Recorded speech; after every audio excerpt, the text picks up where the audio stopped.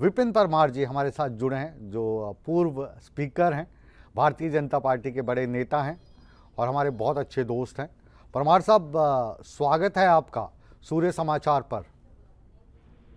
जी बहुत आभार एवं धन्यवाद। जी, आपकी गरजती हुई आवाज़ हम तक पहुंच रही है और इस आवाज़ में जो गरज है वो कल की तरह ही हमें सुनाई दे रही है। तो हम आपसे ये जानना चाहते हैं कि ये जो खेला का खेल चला था, इस खेल में चित किसकी पट किसकी? नहीं, मैं तो सिर्फ इसमें यही कहना चाहता हूं कि राज्यसभा के चुनाव में भारतीय जनता पार्टी के जो अधिकृत उम्मीदवार थे श्री हर्ष महाजन जी, जी, उनको विजयश्री प्राप्त हुई है। और उसमें जो कांग्रेस के 6 विधायक जिन्होंने विद्रोह किया और 3 निर्दलीय विधायक जुड़े, तो हम 25 से 34 पहुंच गए। तो मैं कहता हूं कि कांग्रेस के बीच में काफी चिंगारियां कुछ लोगों को दिखना शुरू हो गई हैं, कुछ लोगों को नहीं दिख रही है। आने वाले दिनों में ये विस्फोट अवश्य होगा, मैं यही कह सकता हूं जो शुरुआत हुई है। जी, तो परमार साहब, आपका शायराना अंदाज कह रहा है कि जिस चिंगारी को आप शोला बनाना चाहते थे, वो चिंगारी अभी चिंगारी है, अभी आग वो नहीं पकड़ पाई। नहीं, वो चिंगारियां शोला बनती हैं। जो राज्यसभा श्री हर्ष महाजन ने जीती है, जी, वो भी मुझे लगता है कि एक कांग्रेस में अपने प्रत्याशी सिंघवी, जो उनके मनु सिंघवी जी थे उम्मीदवार, जी, उनको उनके समर्थन में न जाकर के भाजपा के पक्ष में वो गए हैं। तो मैं यही कह सकता हूं कि कांग्रेस में सब अच्छा नहीं है। जी। परमार साहब, कल जो आपसे बात हो रही थी या ठाकुर जयराम जी जो बयान दे रहे थे, तो कल आपके बयानात से ऐसा लग रहा था कि जैसे सरकार तो गिर गई, लेकिन आज जिस तरीके से बजट पास करवा लिया गया, आप लोगों को 15 लोगों को निष्कासित कर दिया गया, बाकी जो 10 बचे उनको उन्होंने वॉकआउट कर दिया और कम से कम 3 महीने की मोहलत तो सुखविंदर सिंह सुक्खू ने ले ली। इस बात से आप सहमत हैं या अभी आगे की रणनीति आपकी कुछ और है? कह रहे थे गवर्नर से जाकर फ्लोर टेस्ट की मांग करेंगे। यही कहना चाहता हूं कि एक तो जो कट मोशन होते हैं उसमें विपक्ष का अधिकार होता है और उसमें मत विभाजन होता है, उसको भी विधानसभा के स्पीकर महोदय ने बुलडोज किया है। और स्पीकर किसी भी विधानसभा में विपक्ष का संरक्षक होता है, परंतु इस बार वो संरक्षण न देते हुए उन्होंने सत्ता पक्ष का पूरा पुरजोर पक्ष लिया है। और जब हम उनके पास अपनी बात मुद्दों को लेकर के रखने के लिए विधायक दल वहां उनके चैम्बर में पहुंचता है, तो उसी को वो आधार बनाने के बाद अनुशासनात्मक कार्रवाई करते हैं। और श्री जयराम जी के साथ हम सभी 15 लोगों को निष्कासित शेष सत्र के लिए देते हैं। वो शायद उनको करना ही था, क्योंकि उनको बजट पास करवाना था। 6 लोग तो पहले बाहर थे, उनके पास बहुमत नहीं था। और दूसरा, भाजपा के 15 लोगों को भी बाहर करना था। इसीलिए शायद ये जो एक तरह से बजट पारित हुआ है, ये अल्पमत की सरकार अपने दबाव में रह करके ये सारा काम किया है। ये दुर्भाग्यपूर्ण है, लोकतंत्र की आवाज को दबाया गया है। जी, ये जो बजट की तारीख को लेकर भी कुछ जगह कंफ्यूजन सा नज़र आ रहा था। कुछ लोग कह रहे थे कि जो बजट की जो पास करवाने की तारीख है ये 29 है, आज करवा दिया गया। इसमें कितनी सच्चाई है? नहीं, मैं यही कह सकता हूं कि बजट तो उन्होंने पास करवा दिया और कल तक ये बजट अधिवेशन था, वो आज ही समाप्त कर दिया। ये जल्दबाजी में है सरकार।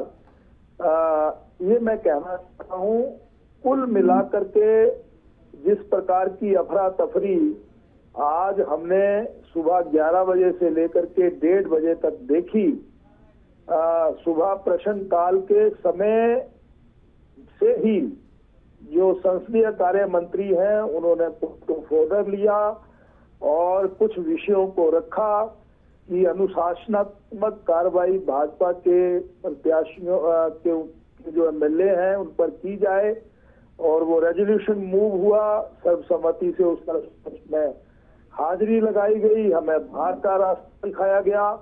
उसके बाद 12 बजे का समय स्पीकर साहब ने दिया था कि दोबारा लगेगा, वो नहीं आए।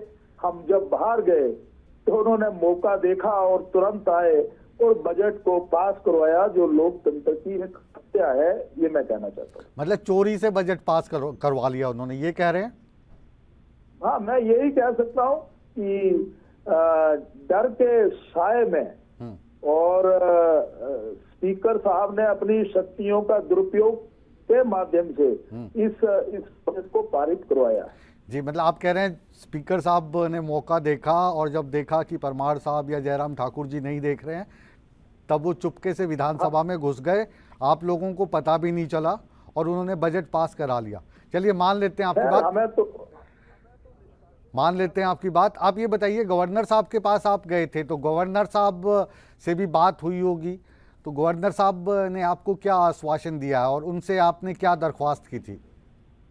गवर्नर साहब हमारे प्रदेश के जिसको कह सकते हैं कि हम सभी के सुरक्षक हैं, और हमने विधानसभा की सारी कार्रवाई को और जो हमारे साथ भेद हो रहा है उस सारे मामले को बहुत विस्तार पूर्वक उनके समक्ष रखा, और उन्होंने हमें सुना कि हमें सुना नहीं जा रहा है, हमारी आवाज को दबाया जा रहा है, हमें बोलने का मौका नहीं दिया जा रहा है।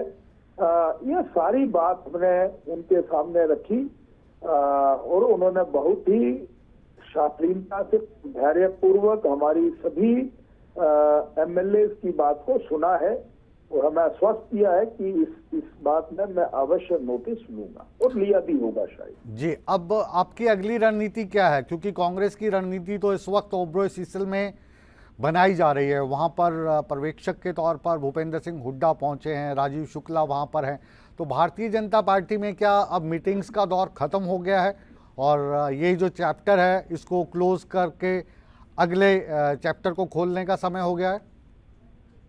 नहीं, मैं एक ही बात कहना चाहता हूं कि उनकी रणनीति तो जब राज्यसभा का चुनाव था तब तो भी बहुत गहमा गहमी इसी सीसल होटल में घंटों चर्चाओं के दौर के रूप में चलती रही थी।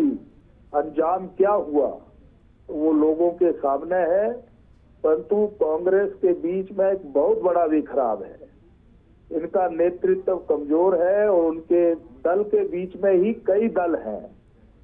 जब दल के बीच में ही कई दल और या ग्रुप जिसको कह सकते हैं बन जाएं, तो वहां पर सत्ता ही उनका एकमात्र धर्म कह सकते हैं या लक्ष्य है।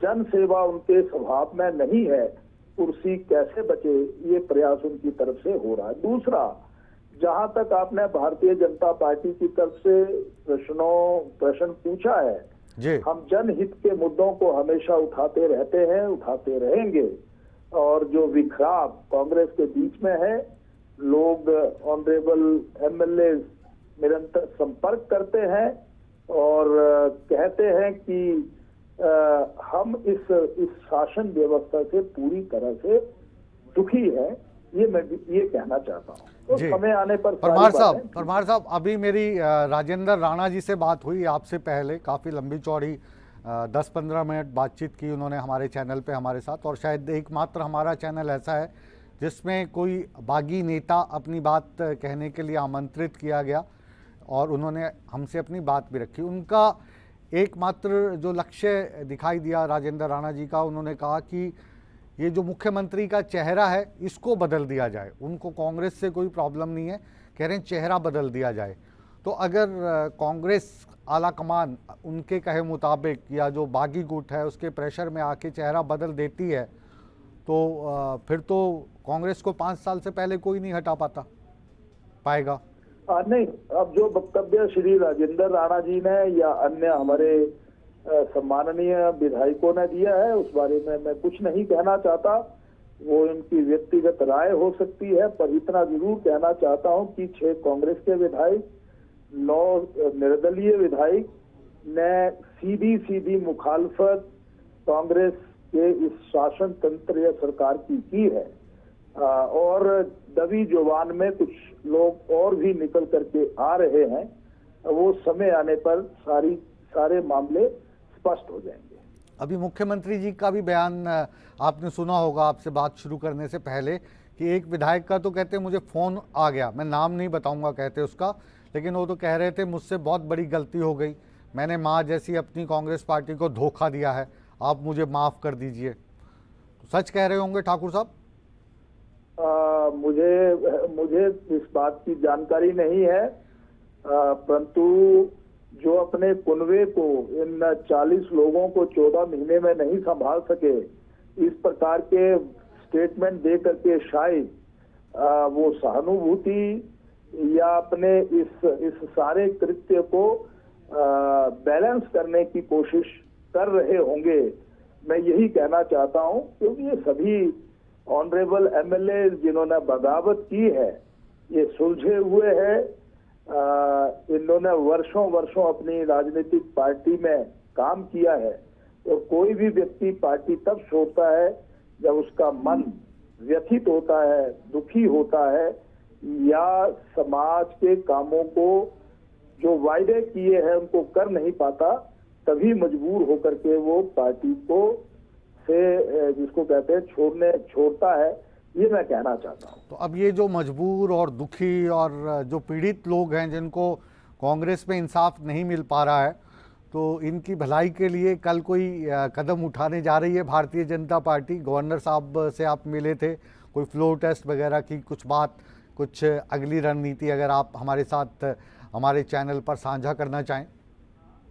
हम यही कहना चाहते हैं कि कांग्रेस की जन विरोधी नीतियां और विशेष करके जो उनकी गारंटियां थी, वही आज उनकी गले की हड्डी बन गई है। और चाहे वो आपका इलेक्ट्रॉनिक्स मीडिया हो, प्रिंट मीडिया हो, सोशल मीडिया हो, ट्विटर हो, उसी माध्यम से लोगों तक ये सारी बातें पहुंच रही हैं कि कांग्रेस ने 14 महीने पहले सरकार बनाने के लिए इनके कांग्रेस के राष्ट्रीय नेताओं से लेकर के प्रदेश के नेताओं ने जो हमें आश्वस्त किया था, हमारे साथ धोखा हुआ है।